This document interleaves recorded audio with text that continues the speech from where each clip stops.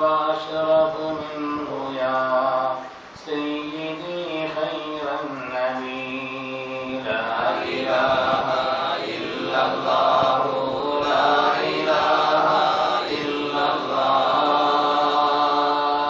لا إله إلا الله محمد رسول الله بسم الله الرحمن الرحيم الحمد لله العظيم القدرة والشان شديد البطش والبرهان حافظ الدين والقرآن ما شاء الله كان ما لم يشاء لم يكن لا حول ولا قوة إلا بالله إن أريد إلا الإصلاح ما استطعت وما توفيقي إلا بالله عليه توكلت وإليه أنيب سبحانك لا علم لنا إلا ما علمتنا إنك أنت العليم الحكيم قال الله سبحانه وتعالى في القرآن الحميد بسم الله الرحمن الرحيم وما كان لمؤمن ولا مؤمنة إذا قضى الله ورسوله أمرا أن يكون لهم الخيرة من أمرهم ومن يعص الله ورسوله فقد ضل ضلالا مبينا. கண்ணியத்திற்கு மிகுந்த மேன்மைக்கு உரிய சங்கையான இந்த நிகழ்ச்சியினுடைய தலைவர் அன்பிற்குரிய அருமையான இந்த பள்ளியினுடைய தலைமை இமாம் நூருதீன் ஆலிம் அவர்களே, அல்லாஹ்வின் அருள் வசனங்களை இங்கே ஓதி துவக்கி வைத்த மரியாதைக்குரிய ஹதரத் அவர்களே, இந்த பள்ளியினுடைய நிர்வாக பெருமக்களே, அவர்களோடு சேர்ந்து இந்த சிறப்பான நிகழ்வை பொறுப்போடு ஏற்பாடு செய்வதிலே கவனம் செலுத்திக் கொண்டிருக்கக்கூடிய அருமையான சகோதரர் பிலால் அவர்களே, இதற்கு உறுதுணையாக இருந்து செயல்படக்கூடிய சங்கைக்குரிய இந்த மஹல்லாவினுடைய நிர்வாக பெருமக்களே, ஜமாத்தார்களே, பெரியோர்களே, வருங்கால வாழ்வு நாட்கு பொறுப்பேற்க இருக்கின்ற இளை சமுதாயத்தவர்களே, வருகின்றிருக்கக்கூடிய தாய்மார்களே, ஏற்றுக்கொண்டிருக்கக்கூடிய அருமையான பெருமக்களே, ஆரம்பமாக எல்லோருக்கும் எனது பணிவான இஸ்லாமிய காணிக்கை சலாத்தினை சமர்ப்பித்தவனாக என் வார்த்தைகளை தொடங்குகிறேன். அஸ்ஸலாமு அலைக்கும் வரஹ்மத்துல்லாஹி வபரகாத்துஹு. கண்ணியத்திற்குரியவர்களே, குறிப்பிட்ட தலைப்பு ஒன்று இங்கே போடப்பட்டிருந்தாலும் மீலாது நபி விழா என்ற ஒரு பொது தலைப்பாக இருக்கிற காரணத்தினால் ஒரே ஒரு செய்தியை மாத்திரம் அது தொடர்பாக சொல்லி தொடர்ந்து நான் தலைப்பிட்டு வருகிறேன். நமது உயிரின் மேலான கண்மணி ரசூலுல்லாஹி ஸல்லல்லாஹு அலைஹி வஸல்லம் அவர்களை நாம் நம் உயிரை விட மேலாக நேசிக்க வேண்டும் என்று அல்லாஹ் குர்ஆனிலே சொன்னான். அந்நபியு அவுலா பில் முஃமினீன மின் அன்ஃபுஸிஹிம். நபி ஸல்லல்லாஹு அலைஹி வஸல்லம் அவர்கள் முஃமின்களுக்கு அவர்கள் உயிரை விட மிக பிரியமானது என்று சொன்னார். அல்லாஹ் அப்படி பிரியத்தை நம் எல்லோருக்கும் தந்தருள்வானாக. இந்த உலகத்திலே வந்த எந்த தலைவரும் இப்படி ஒரு வார்த்தையை சொன்னதே இல்லை. என்ன வார்த்தை?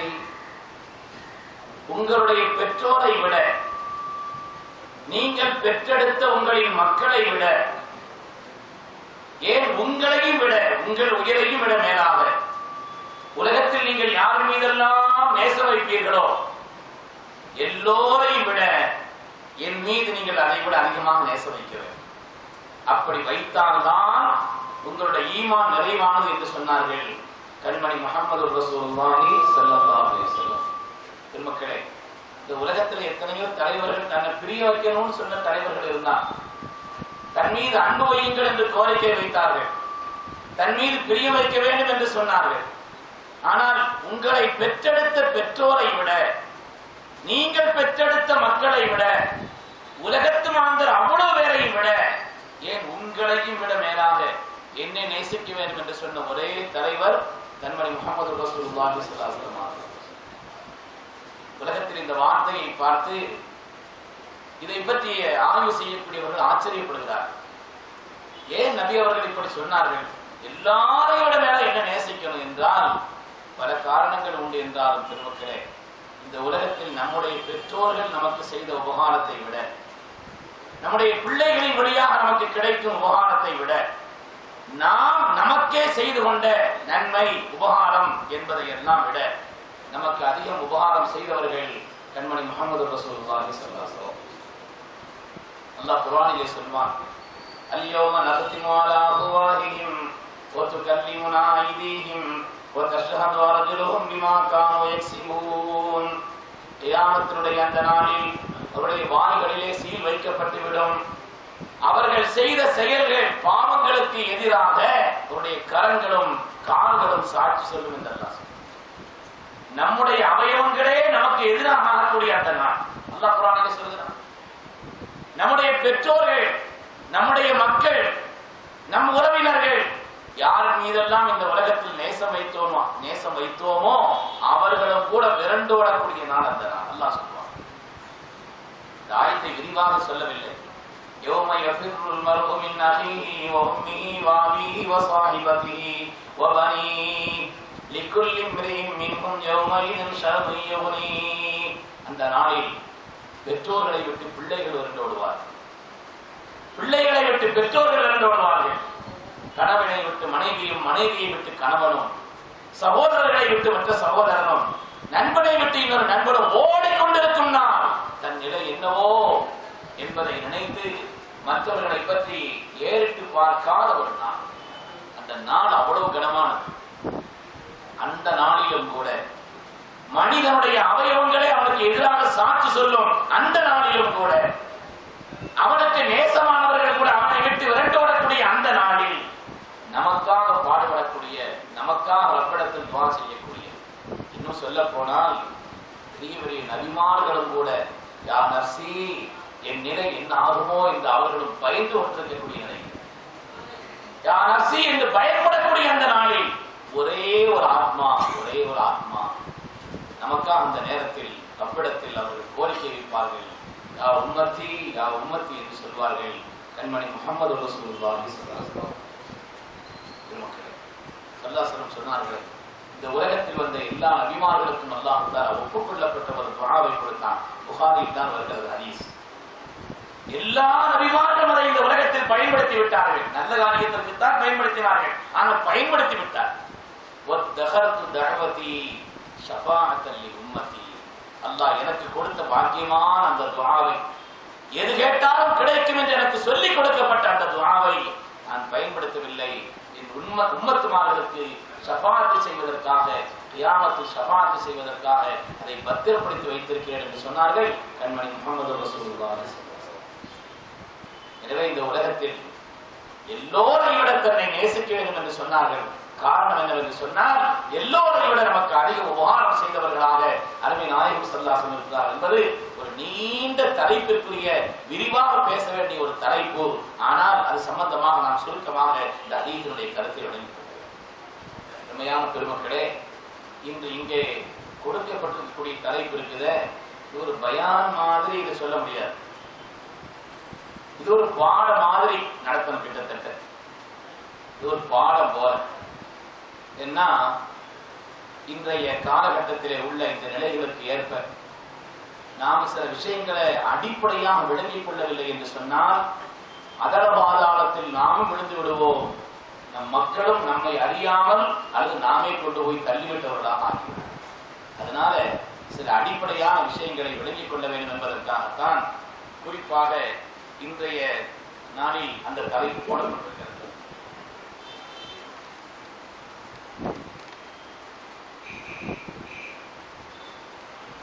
இன்னைக்கு வழிகட்ட பிரிவினர்களை நாம் அடையாளம் காண்போம் என்பது சம்பந்தமாக ஒரு தலைப்பு.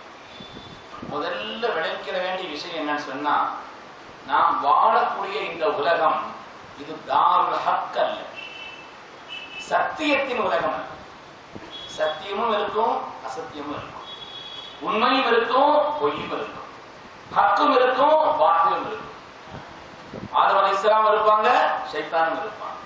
இப்ராஹிம் அலைஹிஸ்ஸலாம் இருப்பார்கள், நம்ரூதும் இருப்பான். கண்மணி முஹம்மது ரசூலுல்லாஹி ஸல்லல்லாஹு அலைஹி வஸல்லம் அவர்களும் இருப்பார்கள், அபூ ஜஹலும் இருப்பான். எல்லாம் கலந்த உலகம் இந்த உலகம். இதெல்லாம் நம்ம குர்ஆனுடைய இந்த அடிப்படை விளங்கிக் கொள்ள. ஏன் சொன்னா, குர்ஆன் ஷரீஃபினுடைய ஆரம்பமான அருள் வசனங்களில் அல்லாஹ் 3 பிரிவினர்களை பற்றி சொல்லி காண்பிப்பான். முதலாவது 5 வசனங்களில் முத்தகீன்களை, சாலிஹீன்களை அல்லாஹ் சொல்வான். ஹுதல் முத்தகீன் அல்லதீன யுமினூன பில் கைப் வ யுகீமூன ஸலாத வ மிம்மா ரஸக்னாஹும் யுன்ஃபிகூன் என்று அவர்களை பற்றி அல்லாஹ் சொல்லி காண்பிப்பான். அதற்கடுத்து 2 வசனங்களிலே அல்லாஹ் தஆலா அவனை நிராகரிக்கக்கூடிய குஃபார்களை பற்றி அல்லாஹ் சொல்லி காண்பிப்பான். அதற்கடுத்து கிட்டத்தட்ட 14 வசனங்களிலே அல்லாஹ் தஆலா முனாஃபிகீன்களை பற்றி சொல்லிட்டார். இது குர்ஆனிலே ஆரம்பமாக உள்ள விஷயம். என்ன அர்த்தம்னு சொன்னா, இந்த உலகத்தில் முத்தகீன்களும் இருப்பார்கள், அல்லாஹ்வை நிராகரிக்கும் காபிர்களும் இருப்பார்கள், வேஷதாரிகளும் இருப்பார்கள், தங்களை முஃமின்களாக காட்டிக் கொள்ளக்கூடியவர்கள், ஆனால் உள்ளத்தில் நைவர்ஜகத்தனத்தை வைத்துக் கொண்டிருக்கக்கூடியவர்கள். அவர்களை பற்றி அல்லாஹ் சொல்லி வருகிறான். வைதா கீல லஹும் ஆமினு கமா ஆமனன் நாஸ், சஹாபிகள் ஈமான் கொண்டதை போல நீங்கள் ஈமான் கொள்ளுங்கள் என்று சொன்னார். அவர்கள் சொல்கிறார்கள், நஊது பில்லாஹ், அந்த மடையர்களை போல நாங்கள் ஈமான் கொள்ள வேண்டுமா என்று கேட்பார். உலகத்தில் குழப்பம் பண்ணாதீங்கப்பா என்று சொல்லப்பட்டால், வைதா கீல லஹும் லா துஃஸிது பில்லாஹ், உலகத்தில் குழப்பம் பண்ணாதீங்கப்பா என்று சொல்லி கேட்டா, இது அவர்களுக்கு சொல்லப்பட்டால், காலு இன்னமா நாங்கள் முஸ்லிமோன், நாங்களா குழப்பம் பண்றோம், எங்களாலதான் உலகத்துல எல்லா மேன்மையும் கிடைக்குது, நாங்கதான் உலகத்தையும் சீர்திருத்திக்கிட்டு இருக்கோம்னு சொல்லுவாங்க அப்படின்னு அல்லாஹ் சொல்றான். சொல்லிட்டு அல்லாஹ்வே பதில் சொன்னா, அலா இன்னஹும் ஹுமுல் முஃஸிதூன் வலாகின் லா யஷ்உரூன், அறிந்து கொள்ளுங்கள், அவர்கள் தான் குழப்பவாதிகள், அதை அவர்கள் விளங்காமல் கூட இருக்கிறார்கள் என்று அல்லாஹ் சொல்றான். அவங்கதான் குழப்பவாதிகள், ஆனால் அதை விளங்காமல் கூட இருக்கிறார்கள். தான் குழப்பவாதிங்கிறது கூட விளங்கல. அல்லாஹ் இன்னொரு இடத்துல சூரத்துல் கஹ்ஃப்ல சொல்வானே, உலகத்துல சில பேர் இருக்கிறாங்க, ஓஹும் யஹ்ஸபூன அன்னஹும் யுஹ்ஸினூன சுன்ஆ, அவர்கள் நல்ல காரியத்தை செய்யறோம் நினைச்சிட்டு பாவம் செய்துட்டு இருக்கான். சில பேர் அவன் நல்ல காரியம் செய்யறோம் நினைச்சிட்டு இருக்கான், ஆனா செய்யறது ஒரு அநியாயம், செய்யறது ஒரு சமூகத்துக்கு எதிரான செய்யறது. நல்ல காரியம் செய்கிறோம் என்று எண்ணிக்கொண்டு பாவங்கள் செய்கிறார் அல்லாஹ் தஆலா சொல்கிறானே. எனவே நாம் அடிப்படையா விளங்கிற வேண்டிய விஷயம் என்னன்னு சொன்னா, இந்த உலகம் என்பது உண்மையாளர்கள் மாத்திரம் வாழக்கூடிய உலகம் அல்ல. உண்மையாளர்களும் இருப்பார்கள், பொய்யர்களும் இருப்பார்கள், சத்தியமும் இருக்கும், அசத்தியமும் இருக்கும், எல்லாம் கலந்திருக்கும். அதனால்தான் நமது உயிரின் மேலான கண்மணி முஹம்மது ரசூலுல்லாஹி ஸல்லல்லாஹு அலைஹி வஸல்லம் சொல்லுங்க, எல்லாரும் சத்தம் ஸல்லல்லாஹு அலைஹி வஸல்லம் அவர்கள் ஒரு துஆவை சொல்லி தருவாங்க. اللهم أرنا الحق حقا وارزقنا اتباعا وأرنا الباطل باطلا وارزقنا اجتنابا. யா அல்லாஹ், உண்மையை உண்மை என்று நாங்கள் விளங்குவதற்கும் அந்த வழியிலே நாங்கள் நடப்பதற்கும், தவறானவைகளை தவறானவைகள் என்று நாங்கள் விளங்குவதற்கும் அதை விட்டு விலகி வாழ்வதற்கும் யா அல்லாஹ் எங்களுக்கு நசீபை தா என்று கண்மணி ரசூலுல்லாஹி ஸல்லல்லாஹு அலைஹி வஸல்லம் ஒரு துஆவை சொல்லியிருக்கிறார். வெறும் நம்முடைய அறிவை கொண்டு, யூகத்தை கொண்டு, நம்முடைய எண்ணங்களை கொண்டு மாத்திரம் ஒரு வழியை தேர்ந்தெடுப்பது என்பது இருக்கிறதே, அல்லாஹ் தஆலா அவனுடைய பேரரோடு சத்தியமான வழியிலே ஒருவர் செல்ல வேண்டும். அதனால்தான் ஸல்லல்லாஹு அலைஹி வஸல்லம் துஆ சொல்லி தந்தார்கள், யா அல்லாஹ், உண்மையை உண்மை என்று விளங்குவதற்கும் அந்த வழியிலே நாங்கள் நடப்பதற்கும், பொய்மையை தவறானவைகளை தவறானவைகள் என்று நாங்கள் புரிவதற்கும் அதை விட்டு விலகி வாழ்வதற்கும் எங்களுக்கு நசீபை தா என்று துஆ சொல்லியிருக்கிறார். அல்லாஹ் தஆலா அந்த திருநபியினுடைய அருளான உன்னதமான அந்த முத்தான வார்த்தைகளை அல்லாஹ் நம் விஷயத்திலும் நம் சந்ததிகளின் விஷயத்திலும் அல்லாஹ் கபூல் செய்து அருள்வான். பெருமக்களே, அல்லாஹ் நாம் ஒவ்வொரு நாளும் 17 தடவை ஓதறமே பரது சூரத்துல் ஃபாத்திஹா. அதுல ஒண்ணு இஹ்தினஸ் ஸிராத்தல் முஸ்தகீம். யா அல்லாஹ், எங்களுக்கு ஹிதாயத் தான் மட்டும் ஓதுனா பத்தாது. ஸிராத்தல் முஸ்தகீம் என்ற அந்த ஹிதாயத்தை தான் கேட்டா மட்டும் பத்தாது. அந்த பாதை ஸிராத்தல் லதீனா அன்அம்த அலைஹிம், உன் அருள் பெற்ற நன்மக்கள் நடந்த பாதையாக இருக்க வேண்டும். உன் அருள் பெற்ற நன்மக்கள் நடந்த பாதையாக இருக்க வேண்டும். சுருக்கமான நேரத்துல சில விஷயங்களை விளக்க வேண்டியது இருக்குங்கிறதுனால நான் சாலை மாலையாக மாத்திரம்தான் சில விஷயங்களை உங்களுக்கு சொல்லி செல்கிறேன். இந்த உலகத்தில் வாழ்வின் எல்லா நிலைகளுக்கும் வழிகாட்ட வந்த வள்ளல் முஹம்மது ரசூலுல்லாஹி ஸல்லல்லாஹு அலைஹி வஸல்லம் அவர்கள் உலகத்துல வழிகட்ட கூட்டங்கள் வரும்னு அவங்கதானே சொன்னாங்க. அதை பற்றி நமக்கு அடையாளங்களை காட்டியிருக்கிறார்களா இல்லையா? அதை பற்றிய வழிகாட்டுதலை நமக்கு சொல்லி இருக்கிறார்களா இல்லையா? சையதுனா இர்பாத் பின் சாரியா ரலியல்லாஹு அன்ஹு என்று சஹாபி சொல்கிறார், ஒரு நாள் கண்மணி நாயகம் ஸல்லல்லாஹு அலைஹி வஸல்லம் எங்களை எல்லாம் அழைத்து வைத்து ஒரு குத்பா, ஒரு பிரசங்கம் செய்தார். கதபனா ரசூலுல்லாஹி ஸல்லல்லாஹு அலைஹி வஸல்லம் குத்பத்தன் மௌஇலத்தன் பலீகத்தன் ஸரபத் மின்ஹல் உயூன் வவஜிலத் மின்ஹல் குலூப். எங்களுடைய கண்கள் எல்லாம் நடுங்கி போகக்கூடிய அளவுக்கு, எங்களுடைய கண்களில் இருந்து கண்ணீர் வரக்கூடிய அளவுக்கு அல்லாஹ்வுடைய நபி அவர்கள் அப்படி ஒரு பயானை எங்களுக்கு செய்தார்கள்.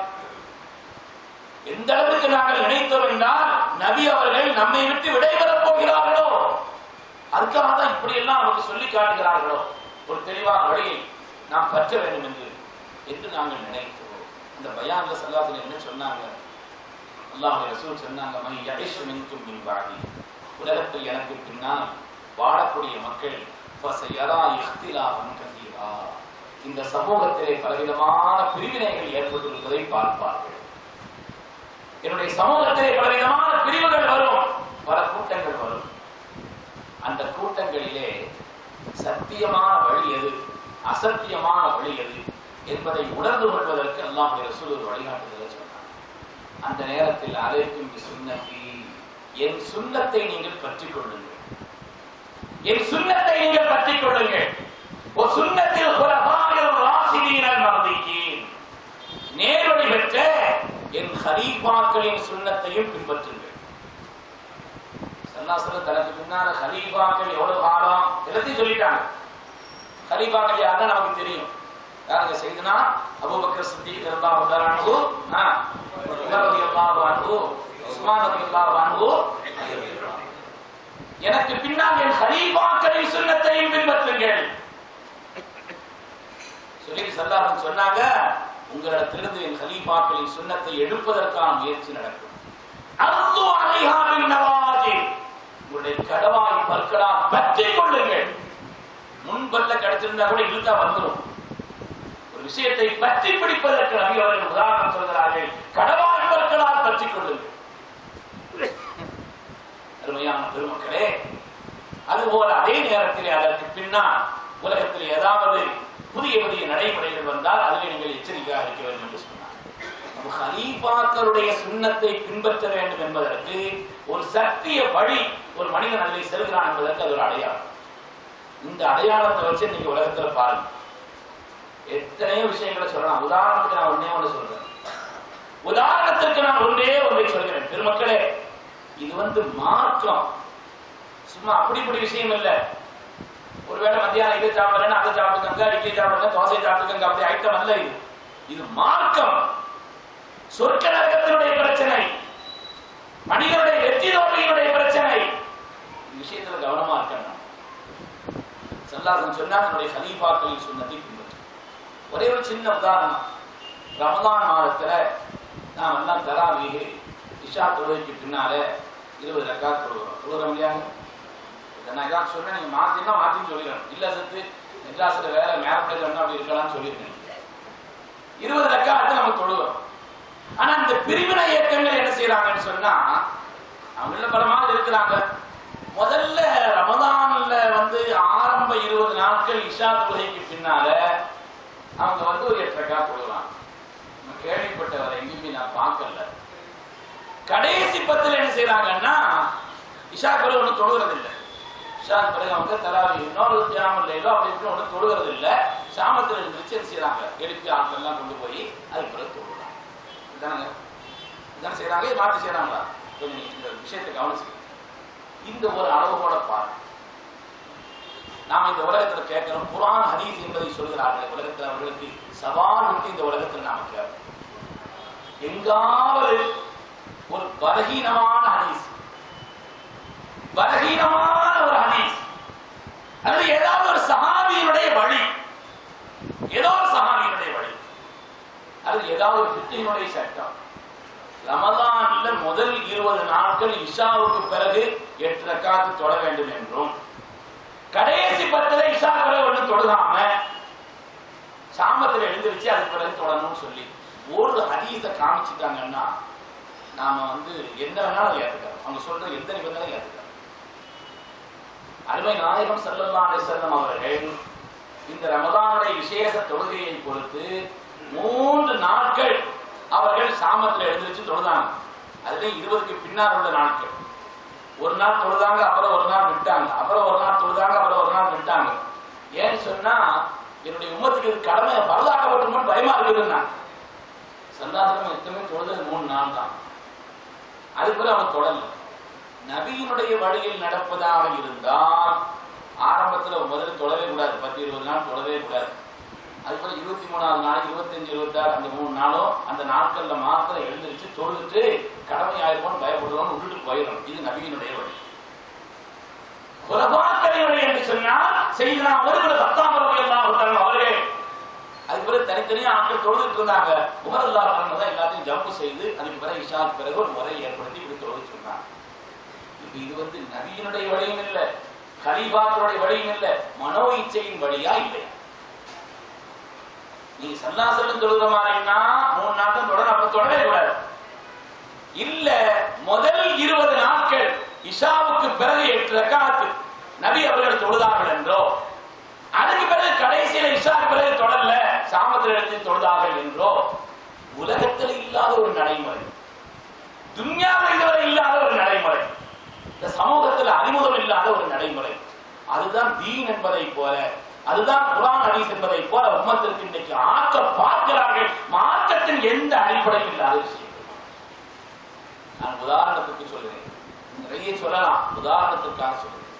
ஆனால் நாம் செய்கிறோம் என்று சொன்னால் குலபாக்களின் வழி, என் கலீஃபாக்களின் வழியை நீங்கள் பற்றுங்கள் என்று கண்மணி முஹம்மது ரசூலுல்லாஹி ஸல்லல்லாஹு அலைஹி வஸல்லம் சொன்னார்களே, அந்த சத்திய வழியிலே நாம் இருக்கிறோம் என்பதற்கான அடையாளம் உமர் ரலியல்லாஹு அன்ஹு அவர்கள் உபய் இப்னு கஅபுடைய தலைமையிலே இமாமாக அவர்களை ஆக்கி அவர்களுக்கு பின்னாலே இப்படி ஒரு ஜமாத்தை ஏற்படுத்தினார்கள் என்பது தெளிந்த வரலாறு.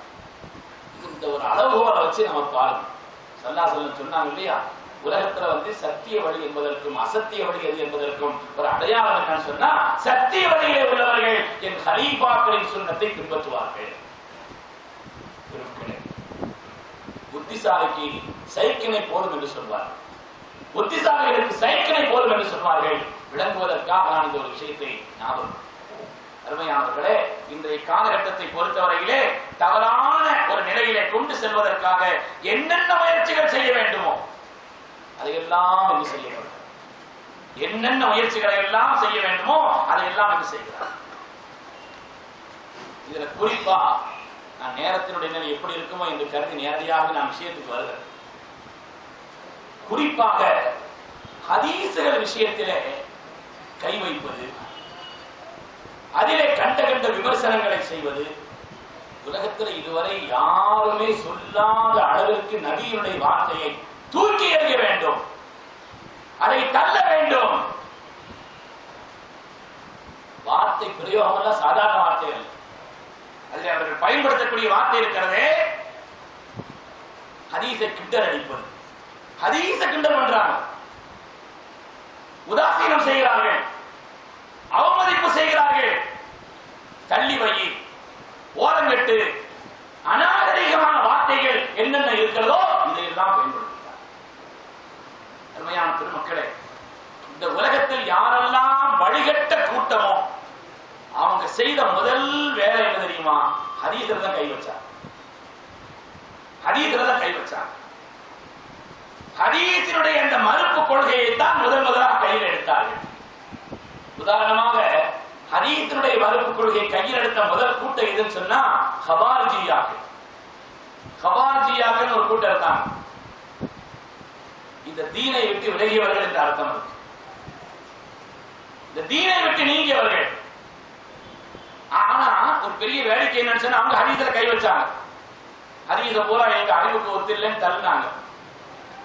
ஆனா நாம ஹவாரிஜியாக்கள், முஅத்தஸிலாக்கள் அவங்களுக்கு பேர் சொல்றோம். அவங்களுக்கு வச்சுக்கிட்ட பேர் என்ன தெரியுமா? அவங்களுக்கு வச்சுக்கிட்ட பேரு அஸ்ஹாபுத் தௌஹீத், தௌஹீத்வாதிகள் பேர் வச்சுட்டாங்க. அவர்கள் தாங்களுக்கு வைத்துக் கொண்ட பெயர் அஸ்ஹாபுத் தௌஹீத், தௌஹீத்வாதிகள் அவங்க தங்களுக்கு பெயர் வைத்துக் கொண்டார்கள். இந்த உம்மத்தின் தீனை விட்டு நீங்கியவர்களுக்கு அவர்களுக்கு பெயர் வைத்துக் கொண்டது. அவங்க செய்த முதல் காரியம் என்னன்னு சொன்னா, ஹதீஸிலே தான் கை வைத்தார். ஹதீஸிலே கை வைத்தார்கள். அந்த ஹதீஸ் விஷயத்திலே அவர்கள் மாறுபட்ட கருத்தை சொன்னார். பெருமக்களே, என்ன ஹதீஸ மறுத்தாங்க, எதுக்காக மறுத்தாங்க?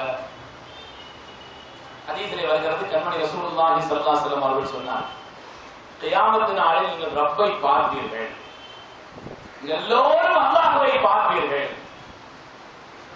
சஹாபிகள் ஸல்லல்லாஹு அலைஹி வஸல்லம் கேட்டாங்க, யா ரசூலல்லாஹ், அல்லாஹ் பார்க்கிறதுன்னா இந்த ஒரு கூட்டத்திலேயே ஒரு ஆளை பார்க்கறதுக்கு என்ன இடம் இருக்குது? கொஞ்ச நேரத்துல அப்படி மனிதனை தள்ளுக்கூட்டமா இருக்குது. எல்லாரும் நேரத்தில் ரப்ப பார்க்கறதுன்னா என்ன கூட்டமா இருக்கும், அங்க எவ்வளவு தள்ளுமுள்ளா இருக்கும் அப்படிங்கிற மாதிரி சஹாபிகள் கேட்டாங்க. அருமை நாயகம் ஸல்லல்லாஹு அலைஹி வஸல்லம் அவர்கள் திரும்ப கேட்டார்கள், லைலத்துல் பத்ரில் நீங்கள் சந்திரனை பார்ப்பது, முழு நிலவு அன்று சந்திரனை பார்ப்பதே உலகத்தில் எவ்வளவு பேர் இருந்தாலும் பார்க்கறது நெருக்கடியாக இருக்குன்னு கேட்டாங்க ஸல்லல்லாஹு அலைஹி வஸல்லம். முழு நிலவை பார்ப்பதில் யாருக்காவது உலகத்தில் நெருக்கடி இருக்குதான்னு கேட்டாங்க. அதை போல சூரியனை பார்க்கறாங்க, சந்திரனை பார்க்கறாங்க, இதுவும் நெருக்கடி இல்லையே, இது போல நீங்க ரப்பை பார்ப்பீர்கள் என்று ஸல்லல்லாஹு அலைஹி வஸல்லம் சொன்னாங்க. இப்ப இந்த ஹதீஸை மறுத்தாங்க. ஏன்னா இது குர்ஆனுக்கு எதிரானது. அவங்க வச்ச வாதம், அவர்கள் வைத்த வாதம் ஆதாரப்பூர்வமானதாக இருந்தாலும் கூட இது குர்ஆனுக்கு எதிரானதுன்னு சொன்னாங்க. என்னப்பா குர்ஆனுக்கு எதிரானது? லா துத்ரிகுல் அப்சார் வஹுவ யுத்ரிகுல் அப்சார். அல்லாஹ்வை மனிதனுடைய பார்வையில் போய் அடையாது, ஆனால் அல்லாஹ் எல்லாவற்றையும் பார்க்கிறான். அல்லாஹ் எல்லாவற்றையும் பார்க்கிறான் என்று அல்லாஹ் சொல்கிறான். மக்களே, உலகத்தில் உள்ள விஷயம், அல்லாஹ் தஆலா சொன்ன விஷயம் உலகியல் ரீதியான விஷயம். மறுமையில் அல்லாஹ்வை மனிதர்கள் மூமின்கள் பார்ப்பார் என்பது குர்ஆனிலே வருகிறது. உஜூஹு யௌமைதின் நாதிரத்துன் இலா ரப்பிஹா நாதிரா. கியாமத் நாளையில் மூமின்களுடைய முகங்கள் எல்லாம் இறங்கி பிரகாசிக்கும். ஏன்? இலா ரப்பிஹா நாதிரா, தங்களுடைய இரட்சகனை அவர்கள் பார்க்கின்ற அந்த நிலையிலே அல்லாஹ் அந்த நசீபை தந்தருள்வான். ஆமீன். திருமக்களே, அதுதான் சொர்க்கத்தினுடைய இன்பங்களை எல்லாம் விட பெரிய இன்பம் கூட. சொர்க்கத்திற்கு மனிதர்களை இழுத்தால் கூட வரமாட்டாங்களா? வாரத்துக்கு ஒரு நாள் ஜும்ஆவுடைய நாள் ரப்பை தரிசிக்கும் நசீப் கிடைக்கும். சொர்க்கத்திற்கு வாங்க இழுத்தா கூட வரமாட்டாங்களா? ஏனென்றால் அந்த பேரின்பத்தில் திளைத்தவர்கள் வரமாட்டார்கள். குர்ஆனிலேயே வேற ஒரு ஆயத்துக்கள்ல ரொம்ப பார்க்க முடியும் இருக்குது. ஆனா பார்வைகள் போய் அடையாது என்ற இந்த ஆயத்தை காரணமாக வைத்து இந்த ஹதீஸை தள்ளுகிறார். ஹதீஸை தள்ளும் பழக்கம், ஹதீஸ்களை மறுக்கக்கூடிய பழக்கம் வழிகட்ட கூட்டத்தார்கள் அதில் தான் முதலில் கை வைத்தார்கள் என்பதற்கு உதாரணமாக நான் சொல்றேன். இதே மாதிரி ஒவ்வொரு கூட்டம் யாரெல்லாம் வழிகட்ட கூட்டமோ அவங்க கை வச்ச இடம் முதல்ல ஹதீஸ் தான். ஹதீஸ போய் கை வச்சாங்க. ஷியாக்கள் ஒரு ஹதீஸ மறுக்கிறாங்க. ஷியாக்கள் மறுக்கிறார்கள். லா நூரசு மா தரக்கனா சதகத்துன். ஸல்லல்லாஹு அலைஹி வஸல்லம் சொன்னார்கள், உலகத்தில் நாங்கள் யாருக்கும் வாரிசுதாரர்கள் அல்ல, எங்களுடைய மக்கள் எங்களுக்கு வாரிசுகள் அல்ல, விட்டு சென்ற பொருள்களுக்கு அவர்கள் வாரிசு அல்ல, நாங்கள் எதையெல்லாம் விட்டு சென்றோமோ அதுவெல்லாம் சதகா அப்படி அவர்கள் சொன்னார். அதனாலதான் சித்தீக் நாயகத்தினுடைய காலத்துல கூட பாத்திமா நாயகி ரலியல்லாஹு அன்ஹா வாரிசு சம்பந்தமா கேட்கும் பொழுது நபியவர்கள் விட்டு சென்றதெல்லாம் சதகா, அது உம்மத்திற்கு பொது சொத்தை தவிர அது வராசத்துக்குரிய சொத்து அல்லன்னு சொல்லி உறுதியா இருந்தார். அதுல கூட பாத்திமா நாயகி ரலியல்லாஹு அன்ஹா சித்தீக் நாயகத்தோடு கொஞ்சம் வருத்தப்பட்டு கூட கேட்டாங்க, ஆனால் உறுதியாக இருந்து விட்டார்கள் இந்த விஷயம். ஷியாக்கள் அதை மறுக்கிறாங்க. ஏன் மறுக்கிறாங்கன்னு சொன்னா, குர்ஆன் ஷரீஃப்ல அல்லாஹ் தஆலா வரிச சுலைமான் தாவூத, சுலைமான் அலைஹிஸ்ஸலாமுக்கு தாவூத் அலைஹிஸ்ஸலாம் வாரிசு அல்லாஹ் சொல்றான். சுலைமான் அலைஹிஸ்ஸலாமுக்கு தாவூத் அலைஹிஸ்ஸலாமுடைய வாரிசு சுலைமான் அலைஹிஸ்ஸலாம் என்று வாரிசு என்ற வார்த்தையை பயன்படுத்துகிறான். எனவே என்னுடைய சொத்துக்கு வராசத்திற்கு உரியவர்கள் வரமாட்டார்கள், அது சதகா என்று சொன்ன அந்த ஆதாரபூர்வமானதாக இருந்தாலும் தள்ள வேண்டும். வழிகட்ட கூட்டத்தார்கள் எல்லாம் ஹதீஸிலே கை வைத்தார்கள். இது உங்களுக்கு எந்த அளவுக்கு விளங்க முடியும் எனக்கு தெரியல பெருமக்களே, ஆனால் இது ஒரு பாடம் போல இன்றைய காலகட்டத்தை பொறுத்து இதனுடைய அடிப்படைகளையாவது நாம் விளங்கி வைக்கவில்லை என்று சொன்னா, அனாச்சாரங்களை ஒழிக்க வந்தோம், விதிவாத்துகளை ஒழிக்க வந்தோம், வரதட்சணை இல்லாம ஆக்க வந்தோம் அப்படின்லாம் சொல்லிட்டு கடைசியில் இங்க வந்திருக்கிறார். 2-3 வாரத்துக்கு முன்னாடி அவங்க நடத்தக்கூடிய ஒரு வார பத்திரிகையில ஒரு விளம்பரம் வந்திருக்கு. வரதட்சணை தேவையில்லை, செக்க சிவந்த அழகான நிறம் உள்ள ஒரு பெண் தேவை. மற்றதெல்லாம் என்ன செய்யணும்? கழிக்கணுமா? அவங்களுடைய அணுகுமுறை எப்படி இருக்கு? பத்திரிகையில போடுறிய என்ன அர்த்தம்? இது மற்றவனுக்கு இது நல்லதுன்னு பாடம் வச்சு கொடுக்குறியா? என்ன பாடம் இது பெருமக்களே? அதனால இப்படி வரதட்சணை ஒழிக்கிறோம் என்ற பெயரால், அனாச்சாரங்களை ஒழிக்கிறோம் என்ற பெயரால் தான் நம்முடைய பிள்ளைங்க அங்க போனான். அவங்களை நம்ம குறை சொல்லவே இல்லை.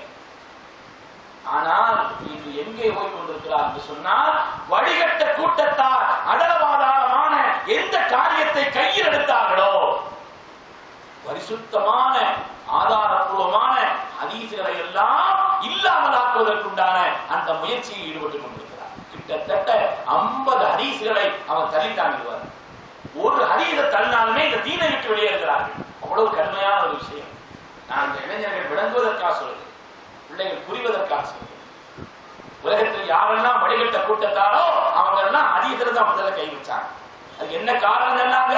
குர்ஆனுக்கு எதிராக இருக்குது, அறிவுக்கு எதிராக இருக்குது, அறிவுக்கு எதிராக இருக்குது, குர்ஆனுக்கு எதிராக இருக்கிறது என்றெல்லாம் அதற்கான வாதங்களை சொன்னார். யாரை அறிவை வைத்திருப்பா அடையாளம் காணுவது?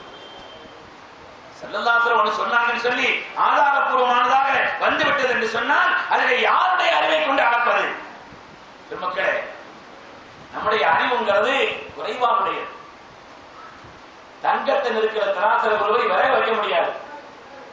அது எவ்வளவு அது கனமானதை கொண்டு போய் வச்சா ஏதாவது எங்க கொடுப்பாங்க, டீயை கொடுப்பாங்க. நீங்க இங்க பாருங்களேன், எவ்வளவு முக்கியமானது இல்லையா? டீ கொடுப்பாங்க, கிளாஸ் உட்காருன்னு சொல்லுவாங்க. எல்லாரும் கவனத்துக்குன்னா எந்த மோடி இல்லை, எல்லாரும் பார்க்கலாம். சரி நடக்குது, அது நடக்குது, அது ஒரு பக்கம் நடக்குது. அருமையானவர்களே, அறிவார்ந்த மாற்றம் தான் என்பதோடு மறைவானவைகளை நாம நம்பி இருக்கிறோம். அல்லாஹ் ரசூல் ஒரு விஷயத்தை சொல்லிட்டாங்கன்னா அது அப்படியே நம்புறதுதாங்க அறிவு. அதுதான் மூமின்களுடைய வேலை. ஒரு தடவை அருமை நாயகம் ஸல்லல்லாஹு அலைஹி வஸல்லம் ஒரு சஹாபியுடைய வீட்டுக்கு வர்றாங்க. ரொம்ப பசி, பேரித்தம்பழம் இதெல்லாம் வந்து வச்சாங்க. சுந்தா கேட்டாங்க, கறி வாசனை அடிக்குதுங்க, பேத்தம்பழத்தை போட்டு வைக்கிறீங்கன்னு கேட்கிறாரு. வீட்டுல கமலமா கறி வாசனை அடிக்குது, பேத்தம்பழத்தை கொண்டு வைக்கிறீங்களே. நாயகமே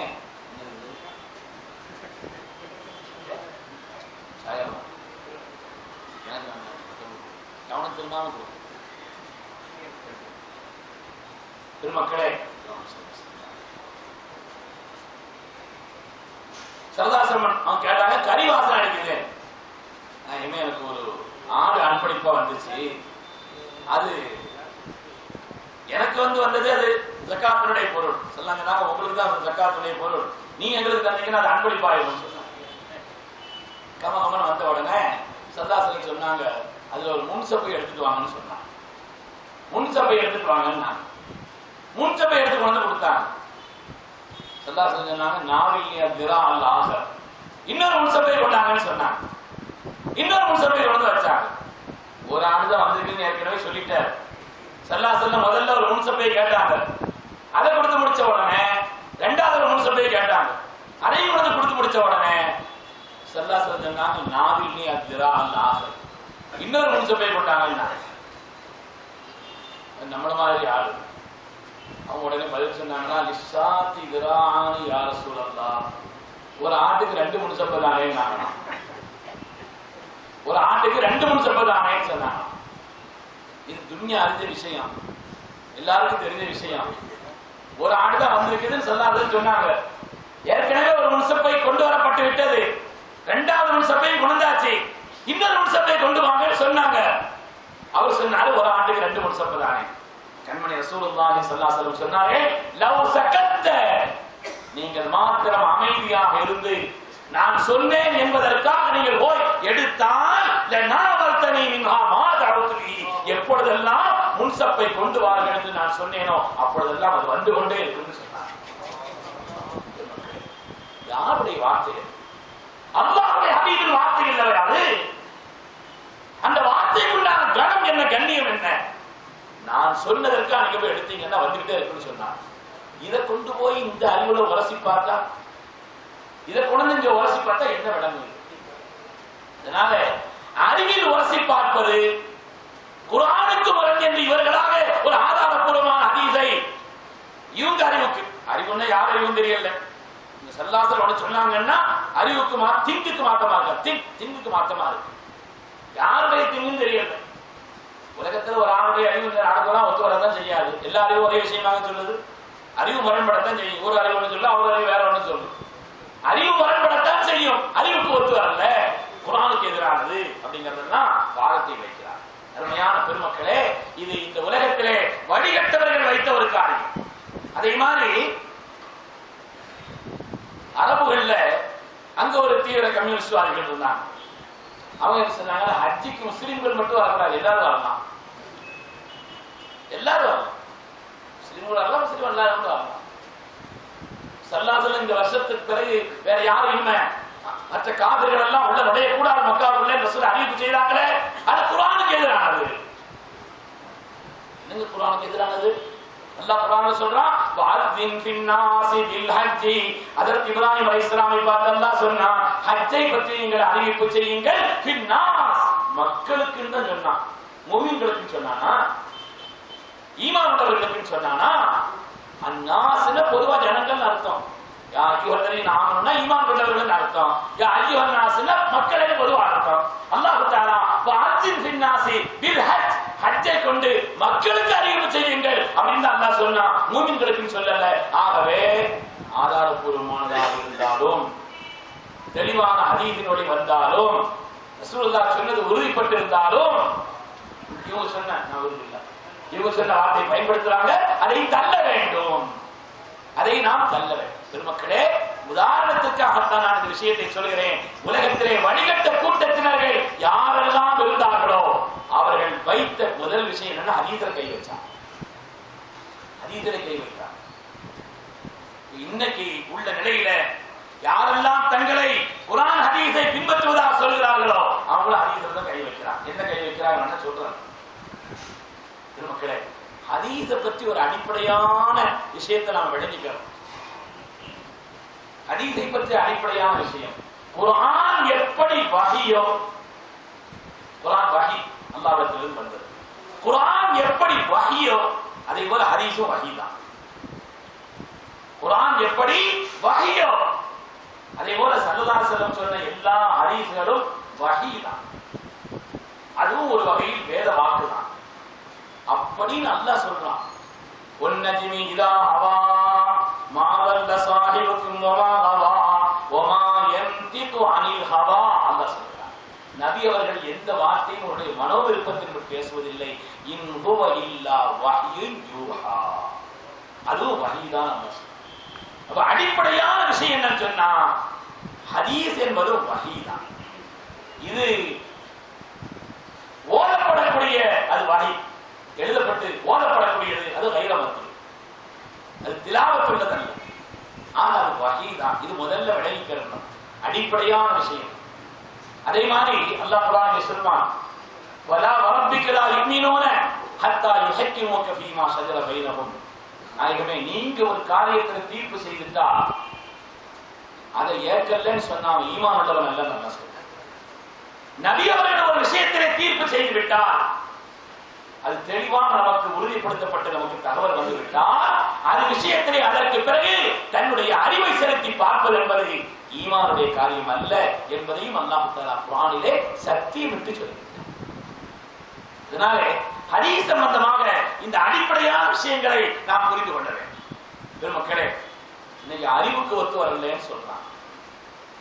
அறிவுக்கு ஒத்து வரலன்னு சொன்னா யாருடைய அறிவு, அறிவு எவ்வளவு குறைவானது இருக்கிறது நான் பல இடங்கள்ல பேசியிருக்கிறேன். அறிவுங்கிறது இருக்குது, அறிவு எல்லாருடைய அறிவு ஒரே விஷயத்தை சொல்லாதுங்க. எல்லாருடைய அறிவு ஒரே விஷயத்தை சொல்லாது.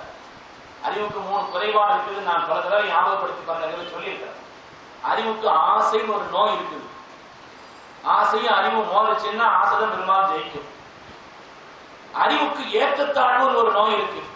இவர் அறிவு ஒண்ணு சொன்னா அவர் அறிவு வேற ஒண்ணு சொல்லும், அவர் அறிவு ஒண்ணு சொன்னா இவர் அறிவு வேற ஒண்ணு சொல்லும். ஹைகோர்ட் நீதிபதி ஒண்ணு சொன்னா சுப்ரீம் கோர்ட் நீதிபதி வேற ஒண்ணு சொல்லுவார். அறிவுக்கு ஏற்றத்தாழ்வு என்ற நோய் இருக்கிறது. அறிவுக்கு நாளை என்ன நடக்கும் என்பது தீர்மானமாக தெரியாது. அறிவுக்குள்ள நோய். அறிவு என்பது உயர்வானது. அறிவுக்கு இந்த 3 குறைபாடு. வருடங்கள்ல சொல்றதா பள்ளிவாச கட்டட வேலை நடந்துகிட்டு இருக்கிறதுனால எனக்கு அந்த சம்பவத்தை சொல்லணும் போல இருக்குது. நான் திருவிதாங்கோடுன்னு ஒரு ஊர்ல 1986 அங்க ஓதி கொடுத்துட்டு இருந்தேன்.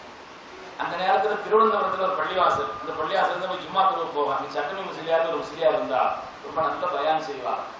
ஒரு பயானம் கேட்கறதுக்காக நான் அடிக்கடி அங்க போவேன். அந்த பள்ளிவாசல் கட்டிட்டு இருந்தாங்க. நிர்வாகிகளை கூப்பிட்டு சொல்லிட்டா ஒத்துட்டு வசூல் போகக்கூடாது, இங்கேயே வசூல் பண்ணி கட்டிட வேண்டியதாங்க. அது எப்படிங்க முடியும், தந்தவங்கள்டே திரும்ப திரும்ப கேட்க முடியுமா, எல்லாரும் அப்படி தருவாங்களா, அதை நான் பார்த்துக்கிறேன்ட்டா. என்ன பார்க்க போறாரு நான் பார்த்துட்டு இருந்தேன். ஜும்மாவில் பயான் முடிச்ச உடனே அவர் சொன்னாரு, நான் சொல்றது 86 கிட்ட. அப்ப அந்த நேரத்தில் இந்த இமாம் எழுந்திரிச்சு அறிவிப்பு செய்தா, யாரெல்லாம் பள்ளிவாசலுடைய கட்டடத்துக்காக ஒரு 500 ரூபா 1000 ரூபா அப்படின்னு ஒரு நல்ல தொகையை கொடுக்குறீங்களோ அவங்கெல்லாம் ஏதாவது அவங்களுக்கு தேவைகள் இருந்துச்சுன்னா சொல்லுங்க. ஜும்மாவுக்கு ஆண்கள் வந்திருக்கிறாங்க, நாம சொல்லி அதுக்காக துவா செய்ய சொல்லுவோம். இன்ஷா அல்லாஹ் சீக்கிரம் அந்த காரியங்கள் கபூல் ஆகும்.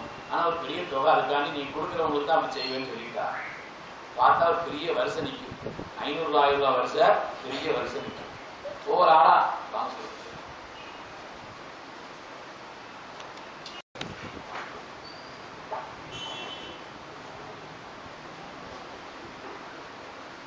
கண்ணியத்திற்குரியவர்களே,